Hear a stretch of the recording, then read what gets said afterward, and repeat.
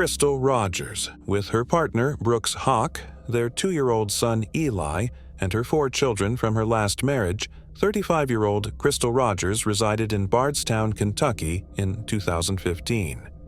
Just around 14,000 people live in Bardstown, a little town known as the bourbon capital of the world.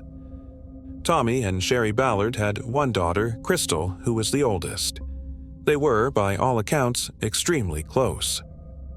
To ensure that her 5 children were always well taken care of, she worked 2 jobs. Brooks, Eli, and Crystal spent the weekend of July 4th at his family's farm. Situated around 9 miles south of Bardstown's downtown, the farm spans 245 acres. Crystal left 2 of her kids with a babysitter and dropped off the other 2 at her ex-husband's residence. When Brooks awoke on July 4th, 2015, Eli was beside him, but Crystal was nowhere to be seen. She had disappeared entirely. It wasn't her car in the driveway. Surprisingly, Brooks chose not to file a missing persons report. He kept celebrating the 4th of July at the farm with his family. He claimed that because she frequently went out with friends and stayed out late, sometimes not returning home until the next morning, he was not initially concerned about her absence. But Crystal's family was worried right away. When they called her several times that day and she didn't pick up, they started to get worried. 2 days later, on July 5th, Crystal's mother, Sherry Ballard, reported daughter missing. She later told the newspaper, "I told Brooks that I was going to report her missing to the police department, and he said that's what you should do." Before we continue, we want to remind you that only a small percentage of people who watch our videos are actually subscribed. So if you enjoy our content, consider subscribing. It's free and you can always change your mind later. Now, let's move on with the video. Tommy Ballard, Crystal's father, discovered her maroon 2007 Chevrolet Impala on July 5th. It was parked near the Bluegrass Parkway's mile marker 14, flat tire in tow. Her mobile phone and pocketbook were discovered inside, and the keys were still in the ignition. The driver's seat was not where it normally was. The fact that Crystal had not been the last person to drive the car was quickly discovered by her relatives. Sadly, the finding of Crystal's car provided no information concerning her location. After that, her family declared a $25,000 reward for information that helped solve her disappearance. With teary eyes, Sherry Ballard added, "We love her. We're looking for her. We just want her to come home." Families and strangers from all over the world set out to search every square inch of Nelson County and the surrounding area, demonstrating the community's tremendous response. Sammy Johnson, a family member, stated, "We have searched the rivers. We have looked everywhere for her, including homes, farms, wells, and sinkholes." The Ballard family was outspoken in their belief that Brooks Hook was somehow connected to Crystal's disappearance. Crystal's sister stated in an interview that Brooks Hook has never once offered to look for the family or provide assistance. In an interview, he acknowledged that there were moments when their relationship was tense, but he categorically denied being involved in Crystal's abduction. He declared, "I am innocent in every way in this." He insisted he was assisting with search operations behind the scenes, despite the criticism from Crystal's family. On July 8th, 3 days after Crystal's automobile was discovered, Brooks was taken in for interrogation by the Nelson County Sheriff's Office. According to Brooks, Crystal went on a date night the night before she vanished. He said that after they arrived home and she was playing games on her phone, they fed the cows and went for a walk around midnight. The chronology and additional particulars of Brooks' narrative did not make up. They were out walking in a field at that time, especially with their 2-year-old son, so it did not make much sense given how much rain there was that evening. John Snow, a detective from Nelson County, conducted the interrogation and pointed out the contradictions in Brooks's account, but he persisted in saying he was unrelated to Crystal's abduction. Detective John Snow questioned Brooks about a late-night phone call with a specific number on the night that Crystal had disappeared during the interview that was recorded. When Brooks, Crystal, and the kids got on the phone, they were driving home in their pickup. Who was calling Brooks? The detective questioned. Reluctantly, Brooks revealed to him that Steve Lawson was the owner of the number. When Detective Snow inquired as to Steve Lawson's identity, Brooks said that it was someone he employed. Brooks admitted to the investigator that he had no idea why Steve had contacted him at such a late hour. Then, Brooks was told by Detective Snow to contact Steve from the questioning room. Steve clarified by saying that he had spoken with Brooks regarding a rental property. According to him, Brooks instructed him to contact Katie, who was in charge of the properties, and she promised to get back to him. Brooks corrected him, pointing out that it was actually Crystal. Detective Snow questioned Brooks about his decision to tell Steve Lawson that she would call him back after the call, given that Brooks had been by his side in his truck at the time. With an explanation, Brooks said he didn't want to disturb Crystal with work-related matters at that late hour. When Brooks' brother, Nick Hawk, a Bardstown police officer, found out that his brother was being examined by detectives, he called Brooks on his cell phone and advised him not to talk to the authorities. When Nick was asked to testify before a grand jury the following day by city officials, investigators began to assume that he was also involved in Crystal's abduction. Nick ceased collaborating with the sheriff's office at this point.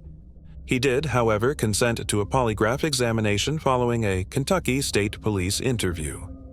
The FBI contacted Nick, and on July 20th, he eventually underwent a polygraph exam. Concerns regarding the polygraph test findings were raised by the examiner with McCubbin, the chief of police in Bardstown. Nick claimed he didn't care what your computer said when presented with the data, refuting any suggestion that he had been dishonest. "I object to being called a liar, which is what you are doing to me." Tommy and Sherry Ballard, Crystal's parents, began the process of attempting to obtain custody of Eli, the 2-year-old child she had with Brooks Hawk, in August of 2015. The Ballards saw Brooks Hawk for the first time since Crystal was reported missing on that particular court day. Tommy Ballard told me he looked me in the eye after the court hearing. I looked him in the eye. "All I want to do is see my grandson. The only people I worry about are my daughter and my grandchild." At that point, it was decided that Eli would remain with Brooks. 3 months after Crystal vanished, the Nelson County Sheriff's Office announced in October that she was no longer living. Nick Hawk was let go from the Bardstown Police Department on October 16, 2015, for obstructing the investigation into Crystal's disappearance. He was charged with informing his brother that he would be interviewed by detectives and giving him advice not to talk to them. Later, Nick informed the Kentucky State Police that he had just called his brother to warn him that he should defend himself in case they were trying to trick him. In October 2015, the Kentucky State Police formally designated Brooks Hawk as a suspect in Crystal's disappearance. "I have 8 pages of circumstances that led me to look in Brooks Hawk's direction," a police officer stated. Hawk went on to refute any involvement on his part in the disappearance, claiming, "My entire family's name is trashed for something that's not even connected to me. It requires a great deal of effort and energy. Even pulling over on the side of the road makes me appear guilty, and this is becoming ridiculous now. I don't require legal counsel, I'm not guilty, and this is getting ridiculous in my opinion." Footage from the separate police interviews with the Humph brothers was later made public by the authorities. A local newspaper said in December 2015 that Danny Singleton had been arrested on 38 charges of false swearing on allegations that he had misled under oath to a grand jury about the Crystal disappearance inquiry. Singleton has worked with Brooks Hawk for a long time and is a good friend. Singleton was detained for 6 months before entering a guilty plea and being let out of jail. When a private investigator discovered that a white Buick was parked at the Hawk farm the night Crystal vanished, it became a crucial piece of evidence. A few weeks after Crystal vanished, Anna Whitesides, the grandmother of the Hawk brothers, sold the white Buick she owned. The 82-year-old was subpoenaed by the authorities to testify before a grand jury in June 2016. According to the subpoena, the car might have been cleaned, used for body disposal, and then sold in an effort to hide evidence. Invoking her Fifth Amendment rights, Anna Whitesides declined to appear before a grand jury out of concern that she would be found guilty of a crime.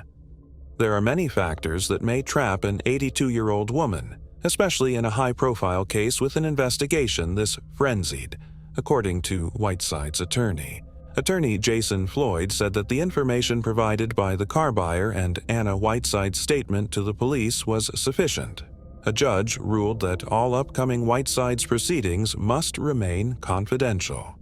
Despite several search operations during the course of the year that Crystal remained missing, Hawk's grandmother had never been charged or arrested in relation to Crystal's disappearance.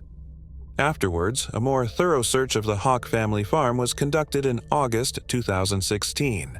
At least 14 cadaver dogs were used by the police to search 300 acres. According to Detective John Snow, the Hawk farm is thought to have been the scene of a crime involving Crystal. The homes of Nick Hoke, his brother, and his mother, Rosemary Hoke, were searched, as was the home of Hoke's grandmother, Anna Whiteside.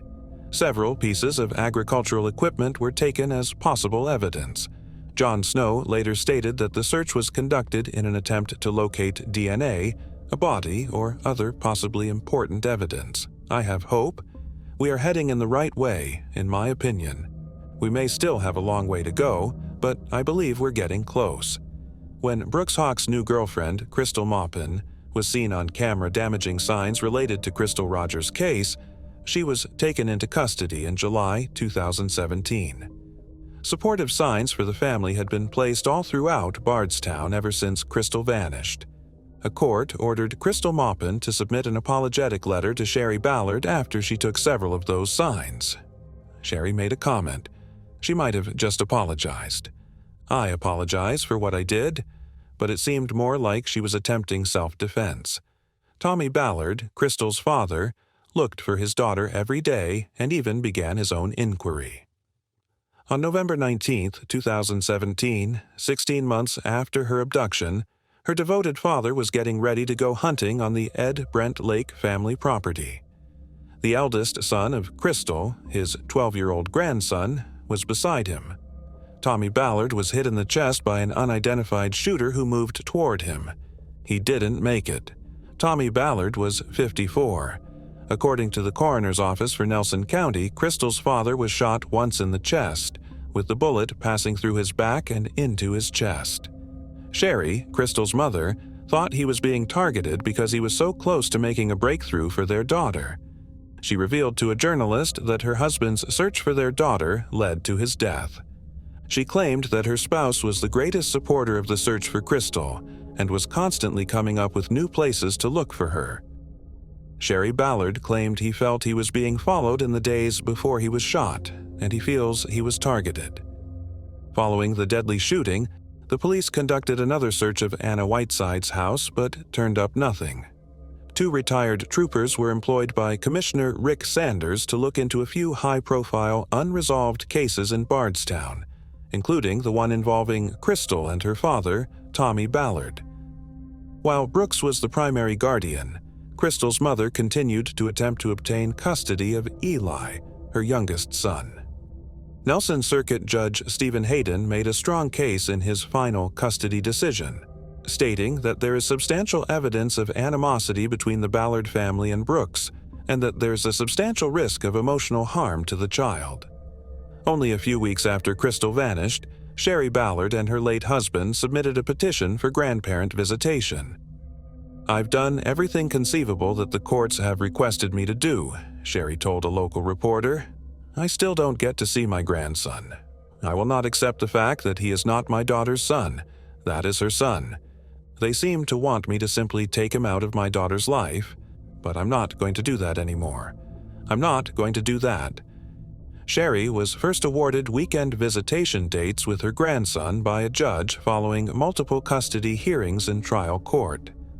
In November 2018, however, a 3-judge panel overturned that ruling, concurring that it is not in the boy's best interest to spend time with his grandmother because of the ongoing conflict between Brooks and Sherry. That decision was followed by multiple hearings. In November 2018, Nelson County chose Ramon Piñeroa as the next sheriff following the resignation of Ed Mattingly. The primary investigative agency in Crystal's disappearance had been the sheriff's office. It had been said that Ramon Piñeroa was determined to solve Crystal's case. He stated in an interview that the agency had a solid notion of what had occurred to Crystal and that his goal is to gather sufficient information and proof to file an arrest. There was a growing desire for justice as the years passed.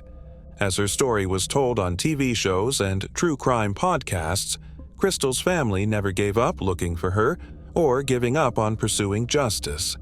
The case of the mother of 5 has generated a lot of news coverage, podcasts, and films. A crime series revolves around Crystal Rogers' disappearance.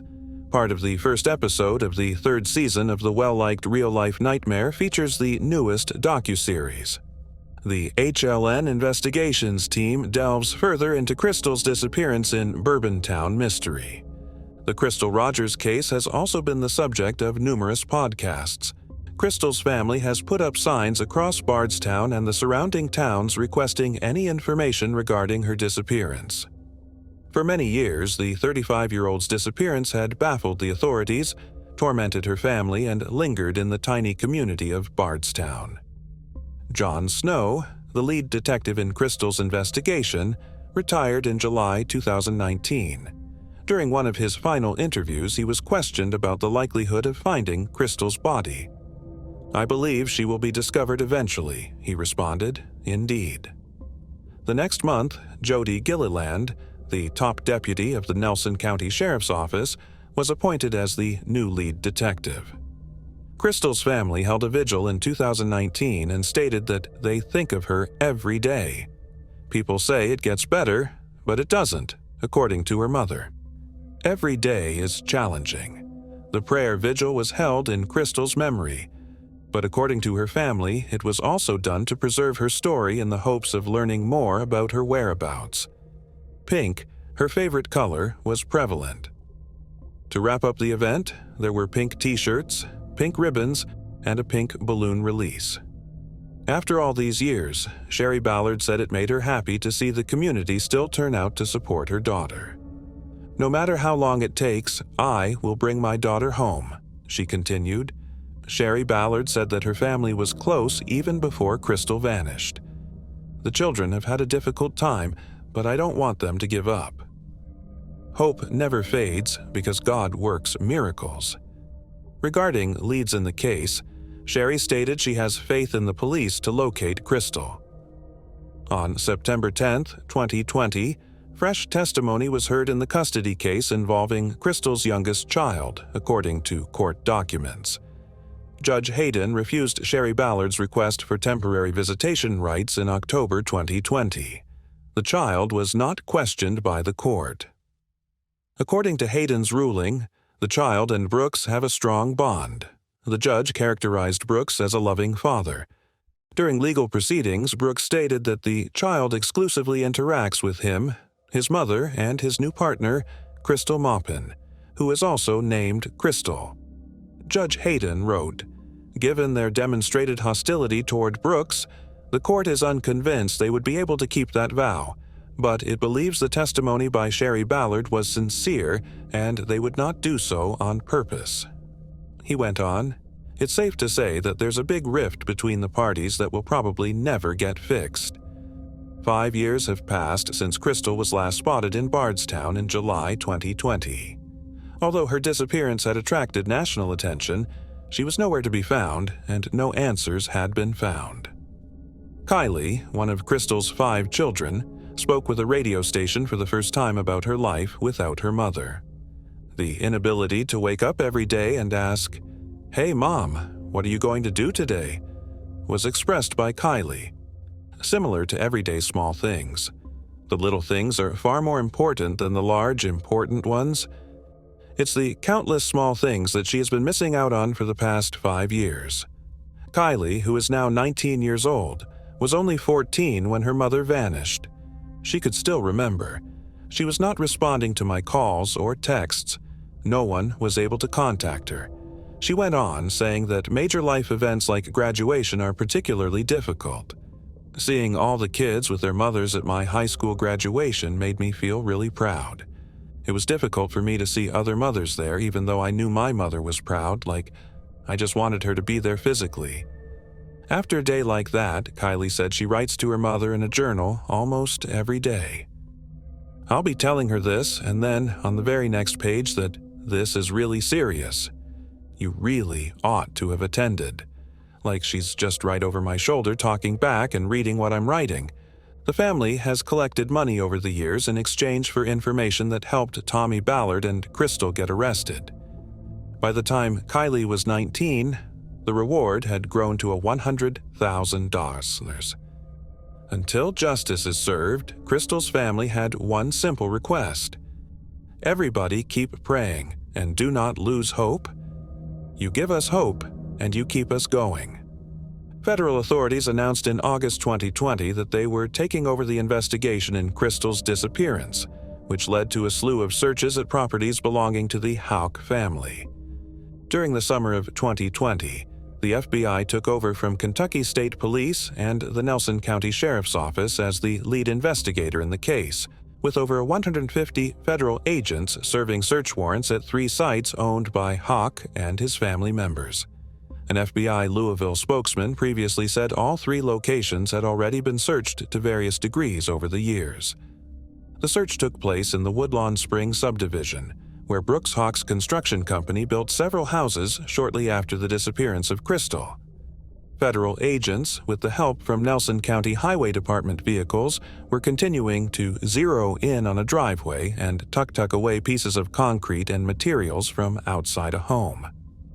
A photographer of a local newspaper saw investigators using a jackhammer on the driveway of a home. Throughout the search, police were allowing only a few cars into the subdivision, and reporters were kept out. Crystal's mom commented on this search. I do not think they would just randomly pick a driveway unless they had a reason to do that. When my daughter went missing, Houck was building in that neighborhood. The FBI had not disclosed any details of their findings at this location, but on August 27, 2021, they did announce that an item of interest had been recovered from the concrete at one of the homes. During this most recent search, the FBI also stated that they know there are people in Bardstown who have information on this case and added that it was time for those people to come forward. One of the properties was the home of Brooks Houck, and another belonged to his brother Nick. On September 7, 2021, the FBI announced that the search in Bardstown had ended with several items of interest sent to a lab in Virginia for testing. Sherry told a local newspaper she had a lot of hope that her family will soon finally learn what happened to their daughter. She said, "And I do have a lot of hope that this is where the investigation needs to be at, and that they may be able to provide me answers this time." Regarding the thought of finally finding out what happened to her daughter, Sherry said, "I want it, but it is going to be so hard for me. I just hope that I can handle that when they come to meet me with the news, even though I have waited for 6 years. I need closure. Her kids need closure. And to physically hear it, it's going to be so hard on us." The FBI has not released more details on the items of interest that were sent to the Virginia lab for testing. FBI spokeswoman Katie Anderson told a newspaper in October 2021 the agency had nothing new to share on the Crystal Rogers investigation. In 2021, the FBI said it was also offering up a $25,000 reward for information leading to the identification, arrest, and conviction of the individual or individuals responsible for Crystal's disappearance. Crystal's case remained unsolved. One reason was that it was turned over several times between agencies. Sherry Ballard said in an interview in 2022, her daughter's children were then 22, 21, 19, 17, and 9. Crystal was a very good girl. She was a very good daughter. She was nice to everyone she met. She even let a friend stay with her because the friend didn't have a place to go. That is the type of person she was. We are a pretty tight family, and I'm not doing anything unusual that any mother would do for their daughter at all. Crystal's mother stated, "I am just praying we will get some form of closure." She still remembers in vivid detail the day she went to the police station to report Crystal missing. "I recall them telling me it may be a year before we find any answers, and I was just surprised. I was simply like, there's no way I'm waiting a year to find my baby," Ballard said, choking back tears. In October 2022, the FBI started another search at Brooks Farm. this time for 5 days. Afterwards, they indicated they won't comment on exactly what was collected. The farm is held by the mother of Brooks Haupt. In January 2023, Attorney General Daniel Cameron appointed a special prosecutor to investigate Crystal's and her father's cases. On July 3, 2023, the 8th anniversary of her disappearance, the agency tweeted it made tremendous progress in bringing this case to its appropriate conclusion. We continue to explore every available lead until those responsible for Crystal's disappearance are held accountable. On September 7, 2023, the investigation took an unexpected turn when it was stated that a suspect had been charged in connection to the crime. Joe Lawson is his name. At 32, he had never been mentioned in the media as a suspect or as having anything to do with Crystal's case. The arrest marked the first significant event in many years. Instead of being charged with Crystal's murder, Joseph Lawson is now facing a conspiracy charge. This indicates that the authorities think he had some role in the events that led to Crystal's alleged death, either through planning or execution. Her corpse was still missing. Lawson was also accused of tampering with physical evidence, which implies that Lawson may have deleted, covered up, changed, or manufactured tangible evidence in order to impede the official process. The charges of tampering with evidence were filed in June and conspiracy on July 24th, respectively, but they weren't scheduled since he was admitted to the hospital following the receipt of the indictments. Lawson made an appearance on Zoom during his Nelson Circuit Court arraignment. Following the reading of his indictment, the court accepted his not guilty plea. The indictment, which stated that the above-named defendant committed the crime of criminal conspiracy to end somebody's life on July 3, 2015 and/or July 4, 2015, did not specifically say Crystal. As a result, his bond was set at $500,000 in cash. When he and/or a co-conspirator purposefully took someone's life, and they did so with the intent to promote or facilitate the crime, he consented to assist one or more others in the preparation, execution, attempt, or solicitation of the murder. Lawson's attorney, Kevin Coleman, attested to the charge's relation to Crystal's case. He refused to offer any more remarks. Lawson is scheduled to return to court for a pretrial conference on October 26, 2023. Lawson has previously into a foul of the law. He has previously been charged with methamphetamine possession, burglary, trespassing, and assault. Investigators did not confirm whether Steve Lawson, who called Brooks Hawk the night Crystal vanished, is related to Joseph Lawson. However, a newspaper's check of public records revealed that Steve Lawson of Bardstown, Kentucky, is linked to Joseph Lawson. Their ages are same. After speaking with Till Ballard, Crystal's grandfather, a local newspaper was able to corroborate that Lawson's arrest was reported to relatives by the FBI. The elder Ballard expressed his belief that the two killings were connected. He expressed his optimism that his son's shooting incident will come to an end as a result of Crystal's arrest. Tommy was not going to give up on his search. Someone needed to halt him. I believe Lawson is also aware of Tommy. Lawson is being held, but his precise whereabouts are being kept secret in accordance with federal law. Eventually, on September 27, 2023, Brooks Hawk was taken into custody and accused of killing Crystal Rogers. The amount of his monetary bond is $10,000. Additionally, he is told not to communicate with Rogers' family. The FBI office stated in a release that its agents have been totally committed to holding those accountable who caused Crystal Rogers to vanish. We are taking a big step toward fulfilling that pledge today. On October 5, 2023, Hawk was arraigned. A trial date announcement is the next stage in the lawsuit. It's also anticipated that one more person might be taken into custody. This is what Sherry Ballard said when the arrest was made public. It would be an understatement to suggest that today was overpowering. She composed, "I have looked forward to this day for 8 horrifying years. Seeing Brooks Hawk placed in handcuffs seemed unreal to me. I knew he was guilty all along. Everyone will now be aware of that. I'm not even sure what feelings I had today. Most likely everyone you could think of, I believe. I must express my gratitude to the FBI.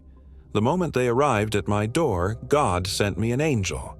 I have first-hand knowledge of the effort and long, exhausting hours that one particular agent put into this case in order to make today possible. He never once forgot that I was a wife and mother going through the most terrible period a mother and wife could experience. The toll this had on him is beyond me. Without him, today would not have occurred. I appreciate all of the assistance he provided in his office. His colleagues put forth a lot of effort. They have my gratitude for watching out for my family and me. We also appreciate the Nelson County Sheriff's Office's help in making today possible. I express my gratitude to the prosecution attorney and his team. Moving on to the next case. Darlene Zetterauer, born in Savannah, Georgia, to Wilma Joyce and Robert Charles Zetterauer, Darlene Zetterauer possessed an indestructible kinship with Barbara Susan Schreiber, affectionately referred to as Barbie. The two daughters were the definition of friendship. Born in 1961, only a few months apart. After completing their 8th grade education at Attucks Middle School, they were eager to begin their much-anticipated summer vacation in Hollywood, Florida. The teens, Barbara and Darlene, told Barbara's mother they were going to spend the night at their friend Valerie's house when they left their Hollywood home on the tragic evening of June 18, 1975. There are contradictory tales regarding the specifics of their movements that evening. But according to the majority of tales, they visit Darlene's close friend Gail's house. In 1975, on a bright June day, 14-year-olds Barbara Schreiber and Darlene Zetterauer wandered through their Hollywood neighborhood.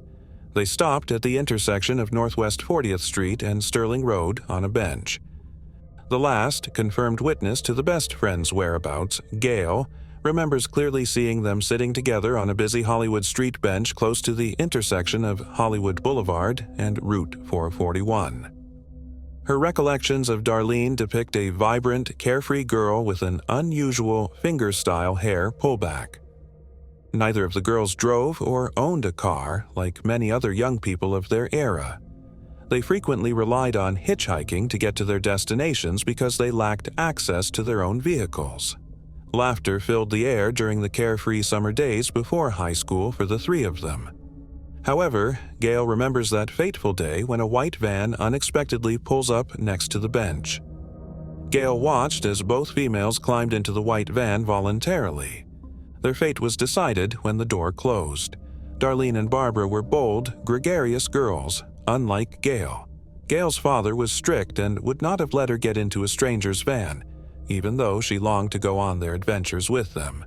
Gail ultimately made the decision to remain. Because that was the final time Darlene and Barbara were seen alive, it was this astute parental wisdom that eventually saved Gail's life.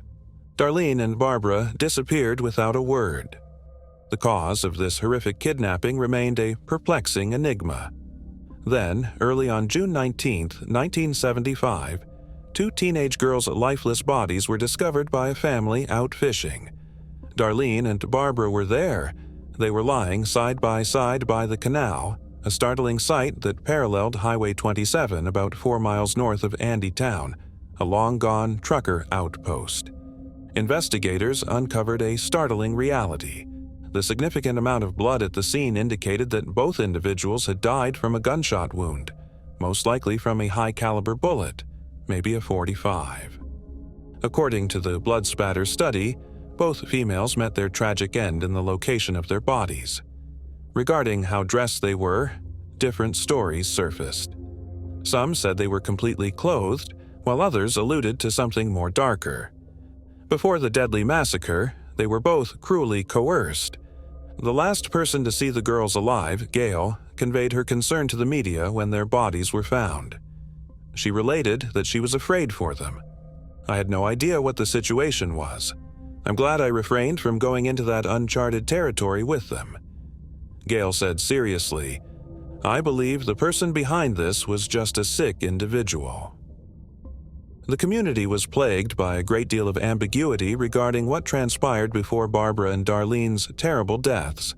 After conducting a preliminary inquiry, the investigators found Valerie, the purported host of the scheduled sleepover, who disclosed a startling reality.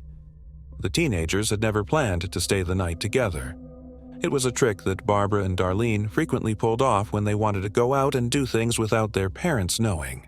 Witness statements led Broward County investigators to believe the females may have been trying to hitch a ride north, maybe in search of illegal drugs. The innocence and youth of the victims garnered enormous support from the community and media, but the absence of contemporary technology presented unsurmountable obstacles for detectives trying to apprehend the elusive offender. It was a very difficult case from the beginning because there were no leads and no technologies to follow their movements. The case was abandoned. Andrew Giannino, a detective with the Broward County Sheriff's Office, was burdened with the case for many years. Tens of thousands of Broward Sheriff's Office detectives, deputies, crime scene investigators, and forensic experts were used in the relentless search for justice. Decades later, their persistent efforts to find the truth about the unsolved case paid off.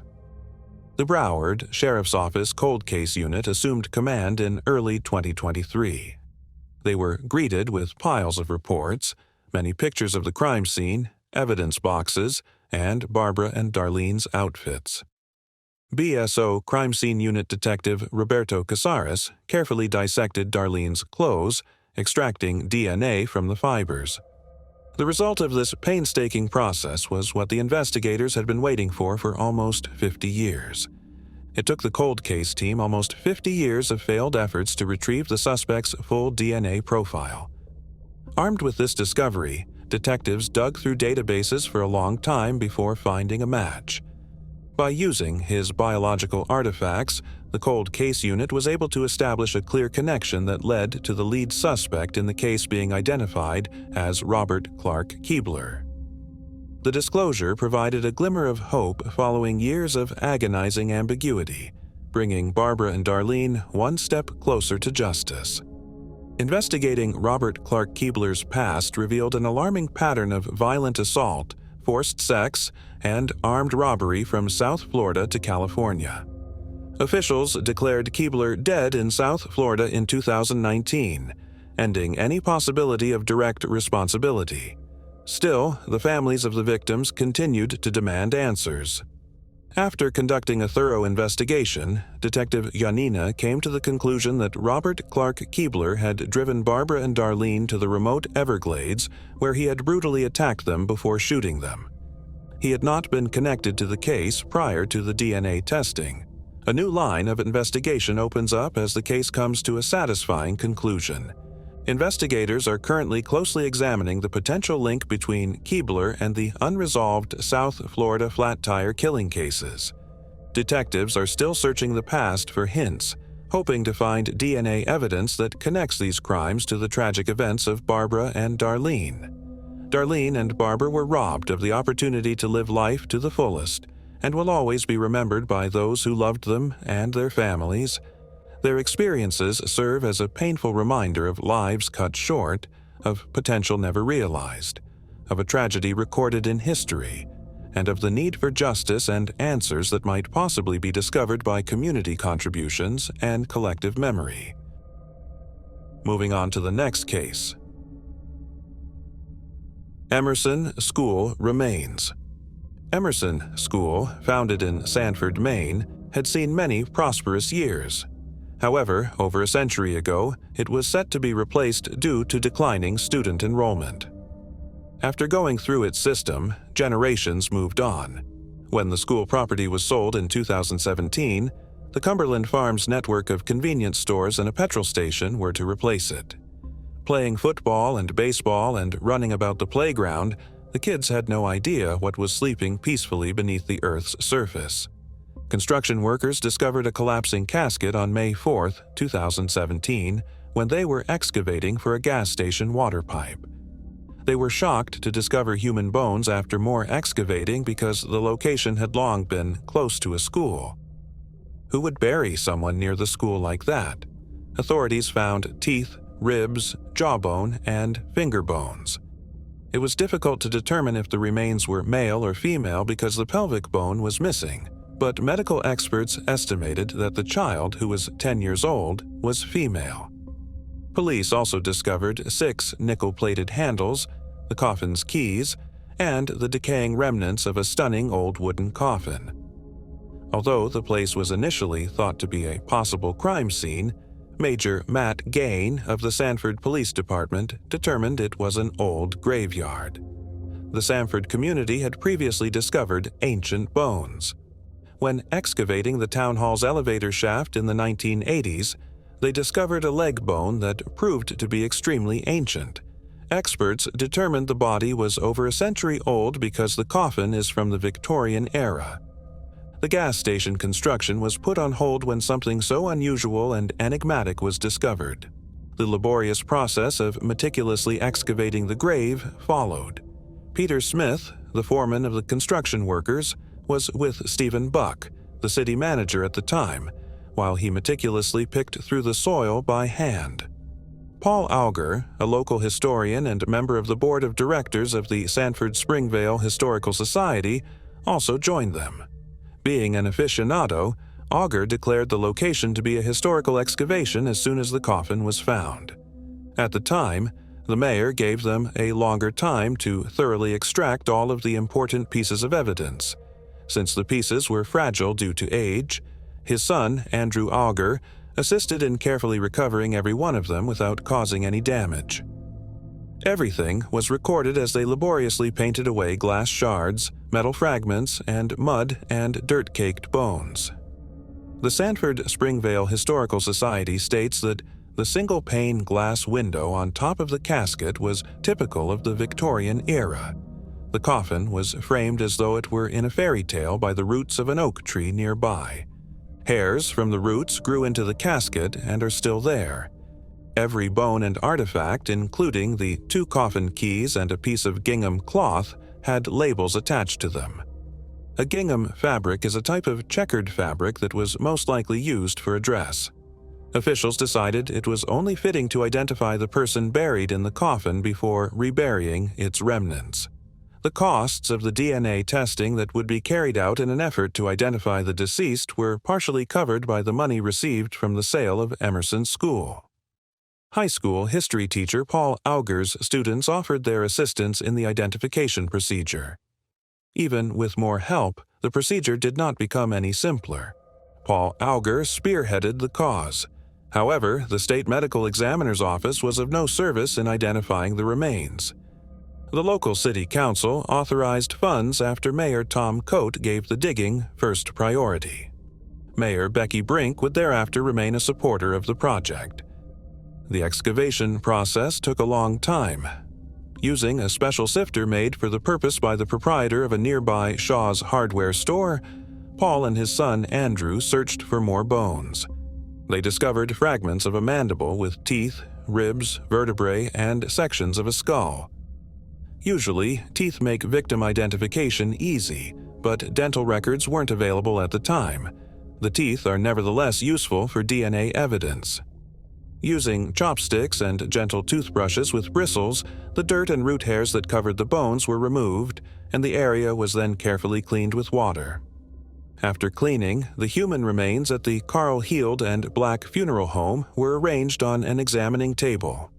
By this time, images, maps, and records from 1889 revealed to the public that the school grounds had once been Woodlawn Cemetery. Thomas Goodall had already bought the site where the New Cumberland Farm Store was being built before 1889. The Goodall Mansion across the street belonged to Thomas Goodall, the founder of Goodall Mills in the 1870s. The cemetery is next to Emerson School, which was once Sanford's high school. Around 1900, the community started moving burials from the cemetery to provide room for the Emerson School, which was constructed in 1901 and welcomed students in 1902. When the 1920s saw the construction of Willard School, it became a high school, while Emerson became an elementary school. The tombs were in danger of decaying at the turn of the 20th century, so Oakdale Cemetery agreed to take them, freeing up room for Emerson School's playground. 77 bodies were excavated and reburied at Oakdale, according to city records. By 1933, the location was sufficiently obvious for Emerson's school to acquire the property. On September 17, 1971, the Sanford Tribune and Advocate newspaper had a front-page story that said, "300 Emerson school children cheer as town officials convert Woodlawn Cemetery into playground." Paul Auger remembered childhood tales of kids boasting that they could play baseball with gravestones as third base, but these were more than simply fiction. They could only conclude that the remains, which were arranged at Carl Heald and Black Funeral Home, were the bones of a small child. However, it took 6 arduous years to identify the so-called Woodlawn Cemetery doe. Preliminary DNA testing validated the medical examiner's observations. The bones did not belong to a small child, as they had first thought, but rather to a lady. Hopefully, enough DNA signatures from the deceased's teeth would be available to identify the family to which this person belonged. A genetic profile was uploaded with assistance from Major Gagne to the then public database known as GEDmatch. After a number of years, in the spring of 2022, Paul Auger eventually got in touch with the DNA Doe Project. The goal of the DNA Doe Project was to identify nameless dead so that the departed might be buried with the approval of their loved ones. This could solve puzzles or reunite families with the bodies of their own kin. The DNA Doe Project's Jennifer Randolph got deeply involved in the hunt for the missing connection, and the entire process accelerated as a result. They gave Parabon Nanolabs the DNA sample collection. Virginia's Parabon Nano Labs had recently established a relatively new forensic genealogy wing. While there were plenty of matches, the majority were not conclusive. Ultimately, the lab's investigative genetic genealogists used bioinformatics to identify the unidentified remains by creating a family tree from her great-great-niece and nephew. 3 intriguing candidates were identified: a maternal third cousin 3 times removed, a paternal half-great-great-niece, and a paternal half-great-great-nephew. The daughters of Ferdinand and Lois Patton were located thanks to the DNA Doe Project, which connected their family members and created a family tree. The obituary of First Edith Patton in the Biddeford Daily Journal on November 12, 1891, was the actual puzzle piece that helped put everything together. At that point, everything started to fit together. An 1870 census found that Ferdinand and Lois Patton lived in Fairfield, in Somerset County, in the state of Maine. 2 of their daughters, Edith, age 3, and Alfreda, age 2, were mentioned. Both were born on 1867. Edith was raised in Fairfield throughout her early years. Her brother Landell was also born in 1872. While her father worked at a sawmill, 13-year-old Edith was hired as a live-in housekeeper in Lewiston during the 1880 census. According to court documents, Lois and Ferdinand Patton divorced in October 1880 following an alleged adultery charge. Ferdinand Patton twice remarried. In October 1880, he married Emma Dinsmore, his second wife. She died soon after their marriage, possibly shortly after his divorce, which resulted in a third marriage. In 1884, he married Agnes Avery for the 3rd time. The couple had 3 boys together. On 1899, the couple gave birth to a daughter in Chelmsford, Massachusetts. Perhaps as an homage to his older sister Edith, Ferdinand named his daughter Edith May. Edith never got married or had kids, and neither did her siblings. Her sister Alfreda died in 1917, and her younger brother Landell Patton died in 1890. The death of Edith was announced in the Biddeford Daily Journal.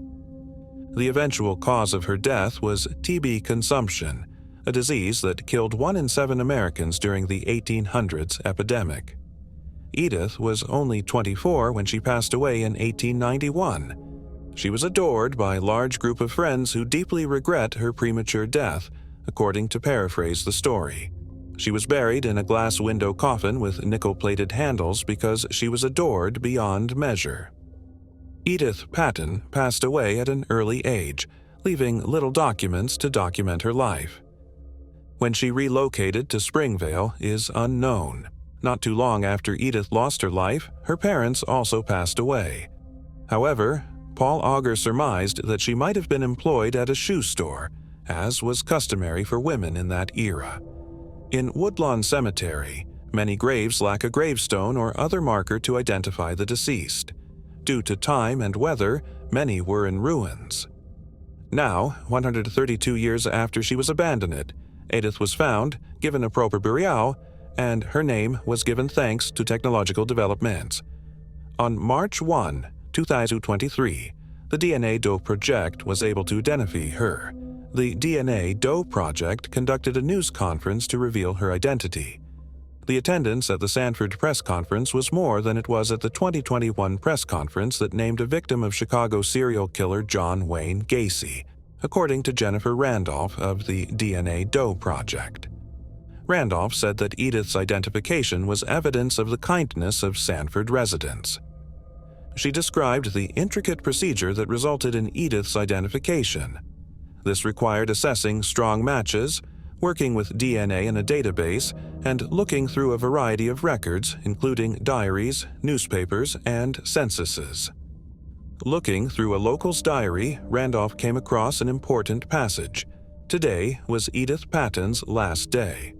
This finding gave the investigation a boost. Paul Auger located the corroborated obituary at the MacArthur Library in Biddeford. The Biddeford Journal announcement, dated November 25, 1891, stated Edith's acquaintances but left out information about her family. None of Edith's family members are interred at Sanford, according to Auger. They are all buried in the same Auburn, Maine cemetery. The city declared that Edith would have a memorial in her honor at Oak Hill Cemetery in Auburn, where she would be buried alongside her relatives. Thus, thanks to developments in DNA technology, Edith Patton was to be reunited with her family 132 years after she had been laid to rest. The most significant mystery to ever affect Sanford was solved. Moving on to the next case. Judith Judy Weaver. Judith Judy Weaver, who was working at the Belnesque Cafe in Everett, Washington, on a sunny June night in 1984, disappeared from sight. Her brutally murdered body was found in her apartment the following morning, leading to a mystery that would plague her loved ones for almost 40 years. Up until the police discovered a man with a troubled background thanks to a breakthrough in DNA technology, reopening a case that was previously deemed to be unsolvable. Born and reared in the little town of Everett, Washington, Judy Weaver's life began there. Judy was well liked in her hometown because of her kind smile and amiable disposition.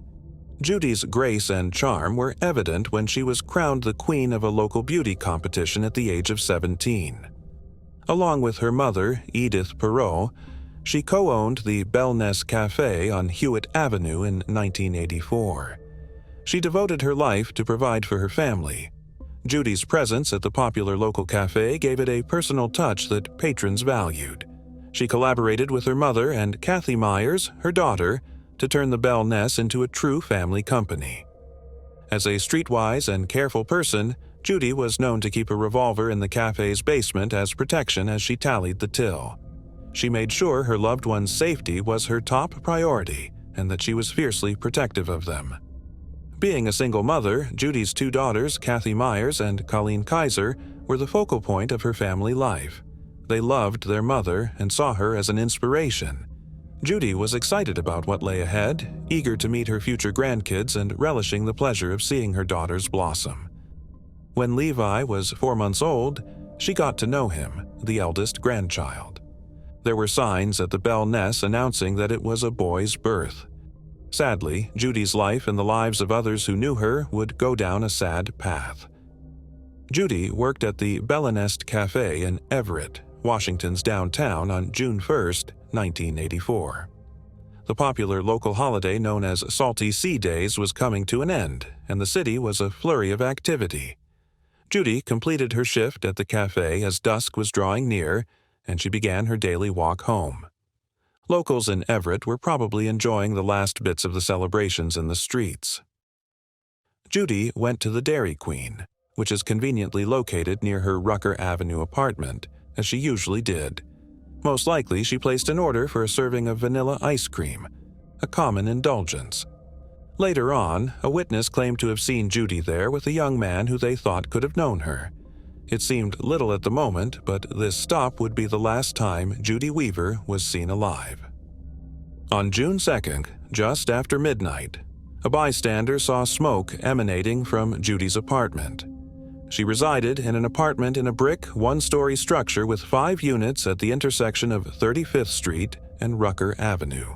The Everett Fire Department was informed of the fire by the bystander, who used a payphone to dial 911. There was a sense of urgency and heavy black smoke as the firefighters arrived. They discovered something awful as soon as they walked into Judy's apartment. Judy had suffered a severe beating and was discovered in her bedroom, bound with a phone cable. Her garments had been sliced off with a knife, and she had been strangled. The bedroom was the only area where the fire, which was started with a paper towel in a Pond's cold cream jar, had spread. However, it was obvious that their goal was to hide the attack and murder. Her apartment's back door was unlocked, indicating that her attacker may have entered through it. Judy's body was discovered by firefighters who had to crawl into the smoke-filled bedroom to get to her. Judy's family was distraught and the community was stunned by the crime's severity. Her daughters, Kathy and Colleen, had to deal with their mother's abrupt and violent death, which sent them into a nightmare. The killing became widely known, bringing a pall over the city and announcing the beginning of a protracted and difficult investigation. Following Judy's horrible murder, the Everett police immediately began a thorough investigation to identify her attacker. Among the first detectives on the site were Gary Woodburn and Pete Grassi, who worked non-stop to piece out what had transpired. The fire, which was intentionally started to hide the crime, had only partially succeeded, and the crime was especially horrible. It left detectives with just enough proof to realize how serious and vicious the attack was. At first, the investigators were hopeful that the forensic evidence taken from the site would help them identify the offender. They took samples from the flat, such as the butt of a cigarette and a piece of carpet. In an attempt to locate a match in DNA databases, the samples were transferred to State Patrol crime analysts. However, the case almost instantly stalled. The leads they had suddenly dried up, and the DNA samples did not match anyone in the current databases. Detectives subsequently canvassed the area and spoke with witnesses again, but no one was able to offer any significant new information. No one ever identified the young man who was allegedly seen with Judy at the Dairy Queen, and there was no indication that he was connected to anyone she knew. Despite Judy's well-known status in the community, no one was able to come forward with any information that would have pointed to a suspect. The case was abandoned after several years. Pete Grassi, who had conducted the initial investigation into the incident, went over the evidence again in 2002 in the hopes that new developments in forensic technology would yield fresh leads. After further analysis, the DNA from the carpet and the cigarette butt could be read, yielding a readable strand. The main suspect at the time was exonerated, since the DNA did not match. Once more, there was no match for the DNA in any law enforcement database. Thus, investigators were left without a workable suspect. The Everett police, especially those who had been involved from the start, were very frustrated with the investigation becoming cold. In 2009, Grassi declared that there was nothing more to be done. Unless a fresh tip materialized, or DNA technology progressed to the point where it might identify the offender, detectives thought the case might never be solved. Judy's daughters never lost faith and persisted in demanding answers even as her family dealt with the grief of her unsolved murder. It hung over the Everett town as a cold case for almost 40 years. But a big discovery in 2024 managed to completely dissect the case. The breakthrough was made possible by forensic technology advancements and Everett detective Susan Logofetti's tenacity. When Logofetti and her group went through the case files earlier this year, they paid particular attention to the DNA evidence that had been taken from the crime scene. A ligature used to bind Judy and DNA profiles discovered on pantyhose were two of the most important pieces of evidence. Over the years, these DNA samples had been screened several times through the national DNA database CODIS, but no matches had been found.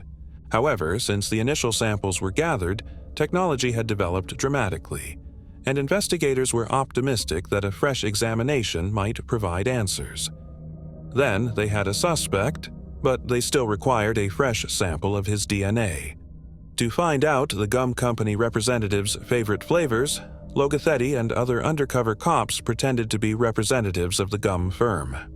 The investigators observed the suspect chewing gum in front of them and collected several pieces. They placed the gathered gum in a ramekin and submitted it to be compared with the victim's DNA. A 66-year-old man called Mitchell Gaff, who has a long history of predatory aggression against women, was identified by the DNA profiles.